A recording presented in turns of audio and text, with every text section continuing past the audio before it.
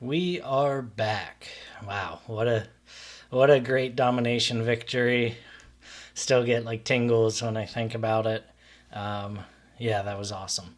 Next up, we're gonna do the same map, hence the God mode aspect, but go for a science victory. I'm going to go for like what I call a pure science victory. So meaning like it could like conquer a ton and like just like gain an excess of campuses from other civs.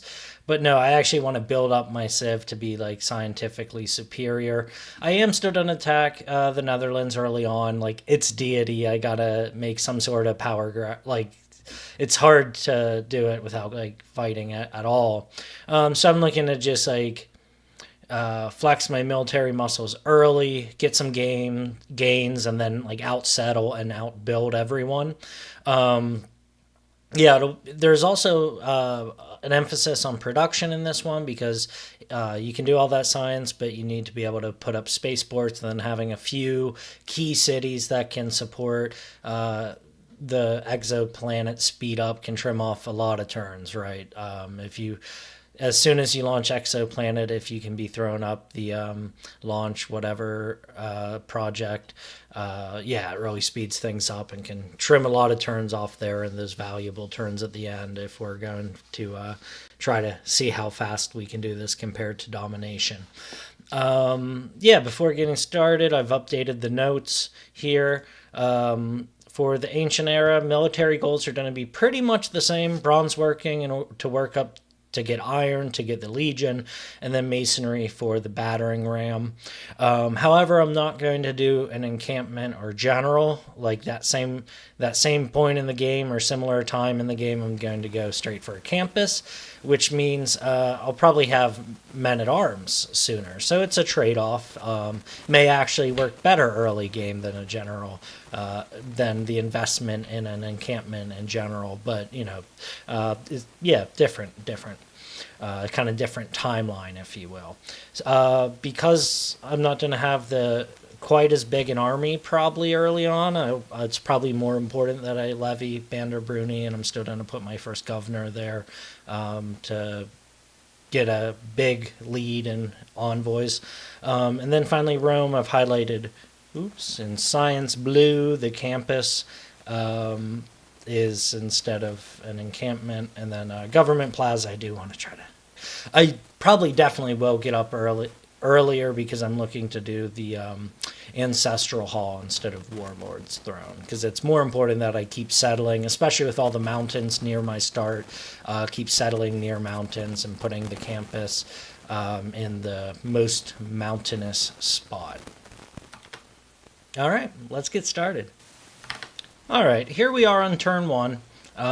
Still going to settle by this 5 food tile. Like, of course, I want to work that first. One thing, yeah, this playthrough is going to be a little more introspective. I'll spend a little more time. I'm not going to be.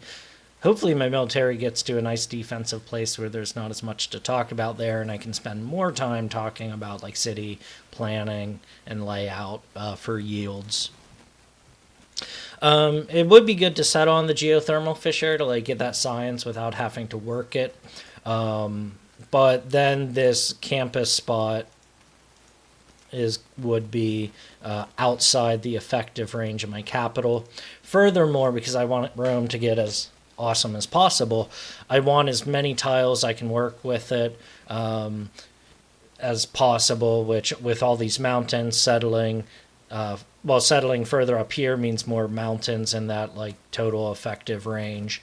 So yeah, this is a great spot. Start off with that fresh water right off the bat. I'm going to do pretty much the same thing for the first like 20 turns or so, which entails still getting my bronze working for the iron. Still getting 2 scouts for all those goody huts and a builder to improve that iron. There's other strats I could try out, and I have tried a lot out. But I found this one works well, even if I'm going to pivot to science in a little bit. But starting off, I still need to survive. It's deity difficulty, of course. All right, I'll come back to you in a handful of turns whenever kind of the game deviates from what I did in the domination run. Here we are on turn 21. My builder is still going to go for this where the iron will be in 2 turns once I finish up bronze working. This first build, though, I'm really tempted to build a settler to move over to the west to this new continent. That's always a solid spot because especially just getting a second campus up here. Let's go ahead. Yeah, I'll try to tack up to help you kind of see my planning a little bit. I'm tempted to do that, but it works pretty well with the trade route, especially because this time I'm going to need the money sooner to buy the tiles because I want to build this campus sooner. So I am going to continue doing the same thing for now. Okay, turn 25, my trader is done, which begs the question. I don't have craftsmanship quite yet, so do I still start my warriors? The problem is if I delay too long. The biggest problem with waiting too long to attack the Netherlands is if you're conquering their cities into the medieval era and Renaissance era, your diplomacy has trouble recovering. If I really did a Zerg rush and tried to conquer it even before the pyramids is done, that's most ideal to wipe them out in the ancient or classical era and then recover diplomatically. But then you lose some of the construction that they would do at a rate on deity faster than you can possibly do. So it's tough, different considerations. I talked about getting a settler, but I'm going to do my slinger first because the settler will need an escort with all these barbarian scouts about anyways. So I'll do slinger and then a settler, which again means my army is, it's tough. It's choices, wanting to do a little more diplomatic of a science run, but also still wanting to conquer a bit here early on. All right, turn 27. I got 20 faith from a tribal village. So big difference here is instead of going for 25% towards units, I'm going for Divine Spark for that +1 scientist point per campus with library. So again, slowing down my military output here early on, but long term I'll be able to, especially I'm going to go wide, have lots of cities, lots of campuses, and lots more great scientist points. Still on turn 27 here, discovered Crater Lake and got that boost for astrology.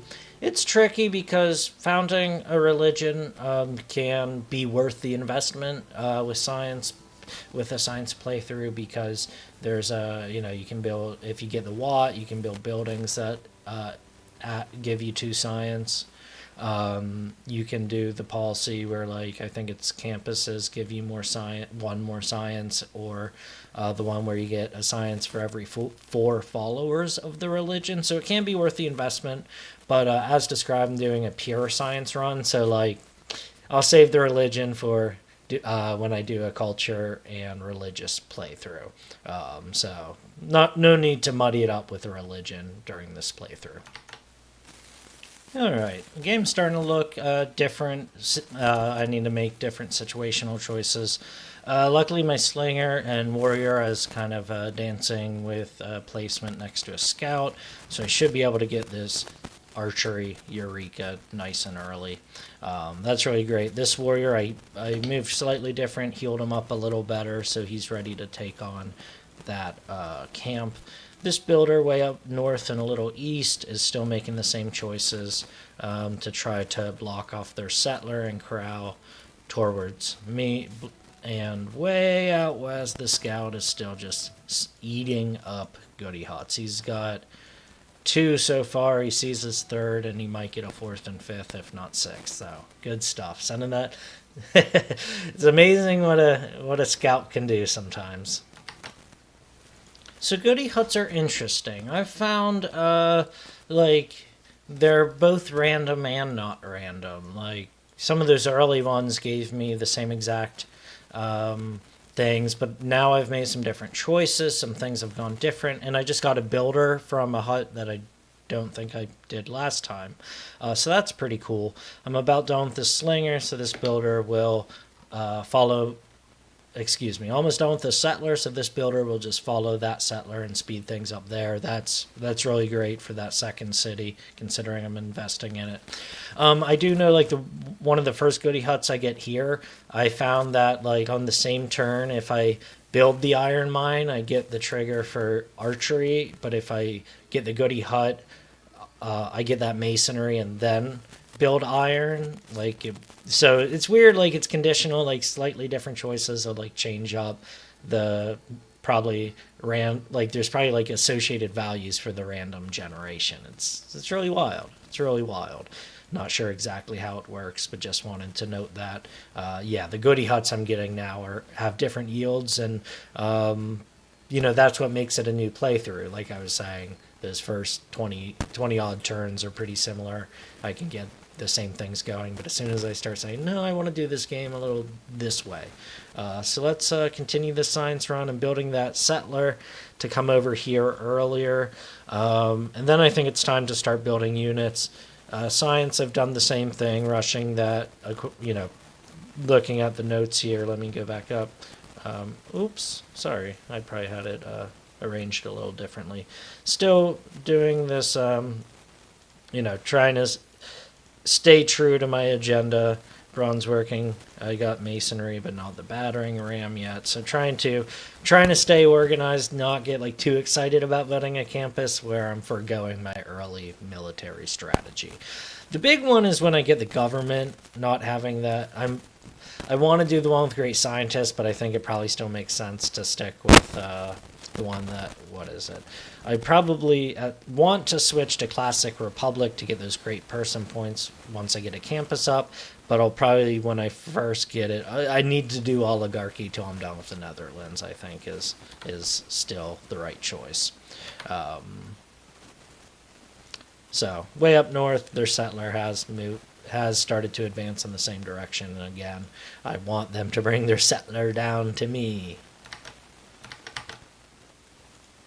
This barbarian camp spawned and pillaged my trader.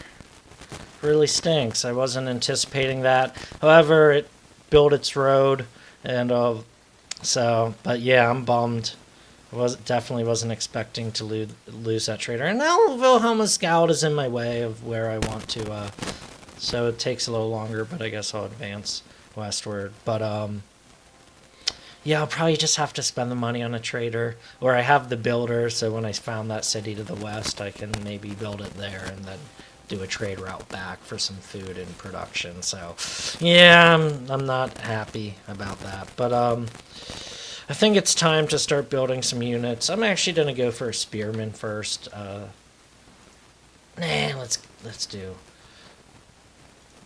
Let's do this. Let's do 3 warriors and plan to bring this warrior back after he's done with barbarians. I think I'm going to go ahead and... No. I am only 1 envoy ahead. So until I have that governor up, don't want to do that. So yeah, decisions. I'm going to fight this barbarian camp. Hopefully I can take it and get some gold back towards replacing my trader. Alright, turn 38. This scout's actually... There's a goody hut up to the north and west here, but I'm actually just taking him back this way sooner. I did clear the barbarian camp, and now a barbarian scout is headed in the direction of my settler. So I'll need to pivot this slinger back. And down at this barbarian camp, warrior spawn, but luckily this is defense modifier 6, so I'm just going to heal up and do things that way. Alright, turn 47. A couple things going on here. This scout, yeah, has taken definitely a different trajectory than last time. And I'm about to found Eretrium is... Oh, good, I had timed that to get that last population with the settler. I need policies. I'm building units. I'm still skirmishing with some barbarians, but I want to build up units for the war now. I have a lot of money. Let's do reduce the cost of purchasing tiles because the cost of tiles goes up over time. So let's go ahead and use that to get that. And actually, I need money for potentially battering ram Vander Bruni, but I kind of don't. I don't want to have to worry about money for my campuses later. So that's a big deviation from my early game strategy. This free builder is coming in handy, getting a Retrium going more quickly. And next turn, I think I'll buy a trader. So definitely rebudgeting. Maybe I won't levy Vander Bruni. But I will be getting money if Canada wants to do a joint war with me. Interestingly, they felt compelled to not guard their settler, despite me denouncing them and having units here. I currently don't have Vander Bruni. Guitarja tied me up, and so I need that governor. So I'll buy that next turn. So let's go ahead and... Canada. I'm actually going to declare... I don't know that I declared friendship with Guitarja last time or not. See, she probably won't give me... Yeah, she won't give me Canadian dollars for a joint war. Let's see how much she'll give me. Ooh, 34 this game. Very nice. Yeah, Canada, depending on what they're spending their money on, you know, this is a big variable. Depending what turn, depending what they're doing with their own money. Yeah. So this is awesome to grab that without losing unit health. Let's go ahead and surround him because I do already have military tradition. He's on the forest, so it wouldn't make sense to attack him. Sweet. We have kicked off this war at turn 47, and they are not quite done with Pyramid, so I want to let them attack me. Yeah, not having Vander Bruni really stinks right now. And I already completed the quest early on, so gotta wait till governor. Oh, I just finished. Oh, I have a governor now, so in 5 turns I will have them back. And actually I can buy the trader now with that big payout from Canada. So let's go ahead and save my money. Yeah, I can't push the advantage till this counterattack is over. So let's save the money for what do I want to build here? I'll build another builder because there's a lot of tiles to improve, and I want to chop the deer. Amani is going to Vander Bruni. So in 5 turns, I should get suzerain status back and be able to levy their military, because my military is not as built up as it was last game at this point. So it will be more important that I have that extra firepower from Vander Bruni. Let's see what they do. Kind of retreating a little bit. Cool, ironworking. Now, I may want to settle this settler right where they were headed for one of these tiles. My hesitation with that always is like Rome's effective range is here, but if I capture Nijmegen, it's here. So like there are some odd tiles in here. That one too, like it's just like for both the next logical place over here and over here, there's lots of food but not production until especially lumber mill helps get that production going. So I think I will move over here because ultimately this city, once I discover the niter later on, just has much better for buffing production and throwing up a spaceport. So it might be a wash whether I move them here or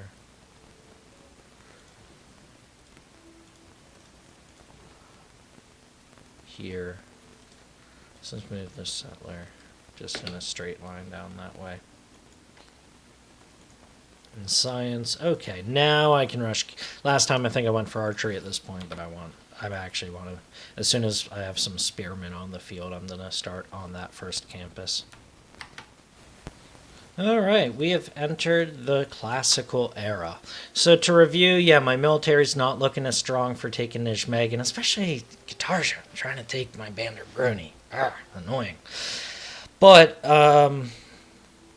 I'm in a better place. Like, I have a second city and third on the way. Actually, here, Chariot, you can come with Settler because you'll need to heal up anyways. So, yeah, I may actually retreat these warriors to upgrade into legions because I got the golden tech. Let's finish mysticism for the. Well, that's getting into classical.